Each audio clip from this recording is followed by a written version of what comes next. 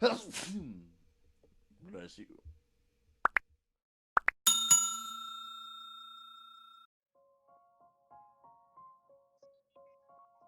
Hey guys, we're back here with another video ranking the top 10 NBA stars 21 and under. Sorry, my computer is just getting hot. It's just making a lot of sounds. It just sounds like it's overworking. If you saw my thing get lifted up. So if you guys do like videos like this, leave a like, comment your opinions on who are the best players under 21 years old. So let's hop in 10 through 6. Number 10, Cam Reddish.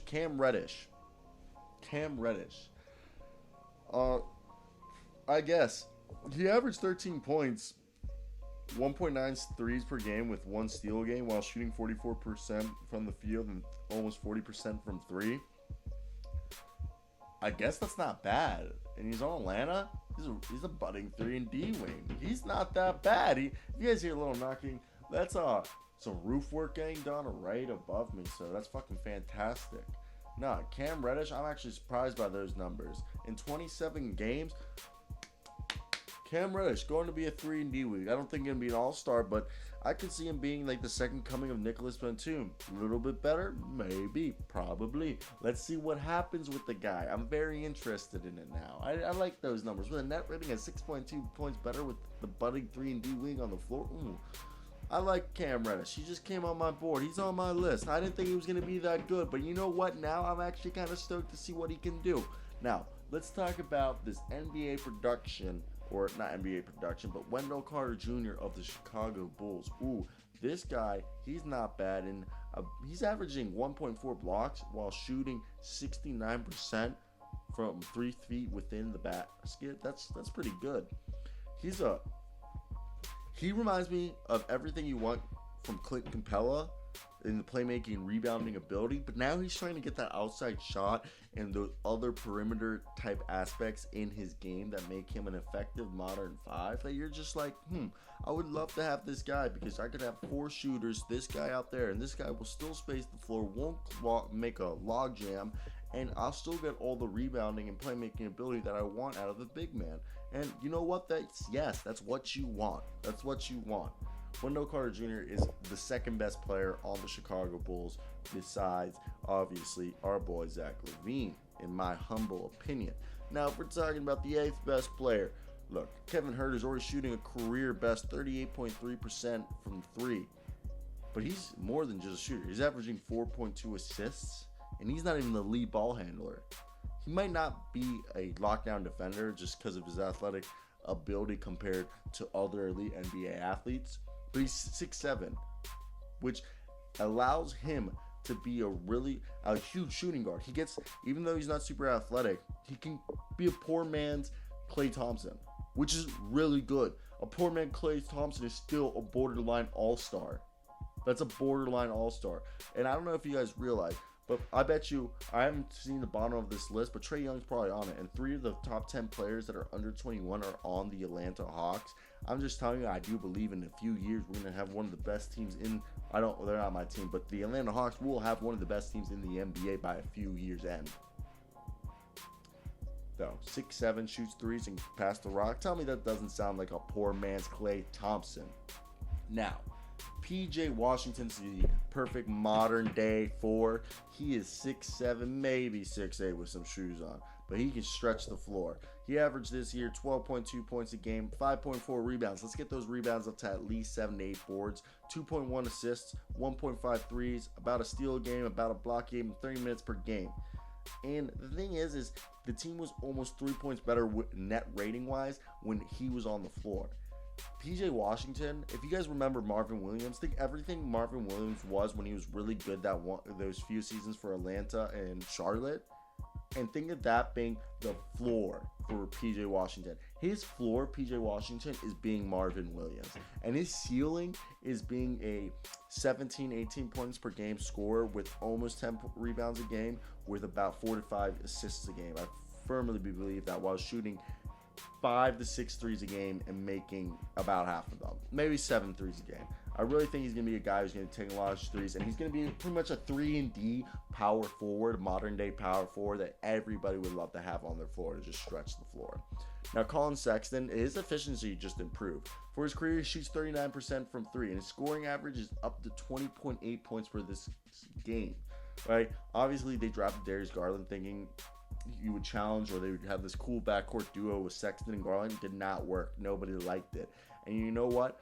Sexton is great. He has to average more than 3 assists per game, but his shooting, his competitiveness is real. For his career, like we said, he's been playing great. I like Colin Sexton. I'm not a huge fan of Darius Garland, but I do believe there's a future for those two on the same team. I want to see what they can do. I do have a belief that it'll be a little interesting, but let me take a little bit of a sip of this Sprite. My throat was a little dry. Jaren Jackson. Is he a power forward or is he a center? Somebody tell me that down below. Who's watching this? Let me hear who is a power forward or center. I think it should be a power forward. He's 6'10". But look, he has 2.5 threes made per game. And he has 1.6 point blocks per game. And the only other person to do that is Kevin Durant. And Kristaps Porzingis is on pace to do that. But Triple J is leading charge for big man to join that. He's the definition of a 3-and-D big man. I think he really should be a big man. I think he's not fast enough to be a power forward. Like I said, imagine PJ Washington and Triple J on the same team. Triple J, he just needs to reduce his foul rate. He needs to get more rebounds because he's only getting 6 rebounds per game. Come on, man. You need at least 10 rebounds per game. I do believe that he will be about 15 points per game scorer, 10 rebounds per game, with at least 2 blocks per game, hitting threes most of the time. He's literally a modern day 3-and-D, but not just D on the inside. I think he can give the D on the outside. He can give you the D all over the floor. No matter how you want that D, Triple J will get you that fucking D. I'm not lying. I'm being fucking real. And Ja Morant, like manning the fucking point next to him, would be so good. So good. He's a jigsaw puzzle in motion. Listen, he's on track to be the best point guard in the league. He's already, I think, top 10 point guard in the NBA. Maybe even top 7. Maybe the 5th best point guard in the NBA as of right now. Right after I said that. He's just so athletic, freakishly, and he isn't unselfish. He will do anything to win. He's in a more efficient version than Russell Westbrook, who's bigger, who seems to be more athletic, who loves to be clutch. He has everything you want. He's a superstar in the making. And you can just look at his numbers. Look, he has the potential to average, it says, 12.3 assists per game and have field goal attempts at least of 13 per game. And if he makes more than half of those, that's like, if he made like 8 of those, that's like 16 points a game with 12 assists. Next, Chris Paul in the making. Zion Williamson. He hasn't really played, but he was averaging 27.5 points and 7.9 rebounds while shooting a true shooting percentage of 62.4. That's crazy. Everyone knows what Zion is. He's a freak athlete, and he has the possibility to be the next great thing to come out and be part of the NBA, be the face of the NBA since LeBron James. And the thing is, especially, he's reworked his game during this quarantine. His uncle has literally spent this time reworking his game from the ground up. And what will happen is, we don't know. He almost won Rookie of the Year, but they said he won't win the Rookie of the Year due to the fact that, obviously, that he doesn't qualify for it because of the amount of plays. But his explosive athleticism, his understanding of spacing, angles, position, his basketball IQ, and his ability to do everything. He can do anything on the floor. He can add anything you want. He'll do it. He's good at everything. He's above average at every single. There's not one. You say his shooting's bad. He could be an injury threat. Yeah, those are his only concerns. But all around, he's the best freaking player possible. And that's why he's the number 1 pick. And I told you, Trae Young. We're allowing to go over Trae Young. I told you, Trae Young's already averaging 29.6 points. What is he? Is he in his 2nd or 3rd season? Look, Trae Young, he's amazing. He's the next coming of Steph Curry. He's here to stick around. He's going to be on the All-NBA teams for many, many years to come. And as long as he can become like Steph Curry, decent at defense, where you're just getting like a steal or 2 a game, at least 2 steals a game. Get me 2 steals a game, or just be a threat on the defensive side for me. And Luka Doncic. we're just going to read this. Even the staunchest pre-draft believers in Luka Doncic had a little to be surprised by his first 2 seasons in the NBA. His production and influence on a playoff-bound team are mind-blowing.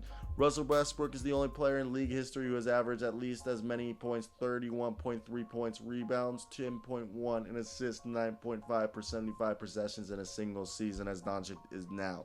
Luka's true shooting is 58.4% as his three-point is higher than Westbrook's from that MVP season at 55.4%. That's like 3 points higher. Damn. Of course, Doncic isn't just stat padding on a bad team, nor was Westbrook. Dallas Mavericks winning percentage in 2017 and 2018, the last season pre-Doncic, was 29.3. That's jumped up to 40.2 in Luka's rookie year and 59.7 in the following year. Doncic is a top 5 player. Look, he's definitely going to be a top 5 player. He's amazing. He was in his second season already in the MVP discussion. He deserved it. Every praise he's gotten. I was part of the hype when he was coming up, and I firmly do believe in him. He's like the white LeBron James, who's 6'7", not athletic. But yeah, that's the video, guys. I want to hear your opinions down below. Hope you guys did enjoy. Let me hear what video you guys want me to do. As always, guys, I hope you guys have a great day, because I know I will. So nice, guys. Peace out.